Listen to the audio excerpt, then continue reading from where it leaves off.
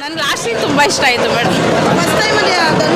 Police ಪಾತ್ರ ಹೌದು, ಚೆನ್ನಾಗಿದೆ, ಕ್ಯೂರಿಯಾಸಿಟಿ ಇದೆ. ನಾನು ಮುಂಚೆ ಹಿಂಗೆ ಅನ್ಕೊಂಡಿರಲ್ಲ ಹಿಂಗಿದೆ ಮೂವಿ ಅಂತ. ತುಂಬ ಚೆನ್ನಾಗಿದೆ, ಕಾನ್ಸೆಪ್ಟು ಚೆನ್ನಾಗಿದೆ. ಸರ್ ಹೇಳ್ಬೇಕಂದ್ರೆ ಈ ಮೂವಿ ನೋಡಿದ್ಮೇಲೆ ಇನ್ನೂ ಇಷ್ಟ ಆಯಿತು ನನಗೆ. ಇಲ್ಲಿ ಹೇಳ್ಬೇಕು ಅಂದರೆ ಆ ಮೂವಿ ಮಾತ್ರ ಸಕ್ಕತ್ತಾಗಿದೆ. ಅಣ್ಣನ ಬಗ್ಗೆ ಮಾತಾಡೋಂಗೆ ಇಲ್ಲ.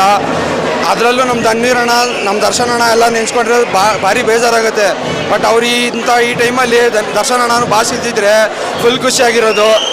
ಬಟ್ 100 ಫಿಲಿಮ್ ಮಾತ್ರ 101% ಸಕ್ಸಸ್ಫುಲ್ ಆಗೋದು ಅನ್ನೋದಂತೂ ಅಭಿಮಾನಿಗಳು ಪಕ್ಕ ಹೇಳ್ತೀರಕ್ಕ.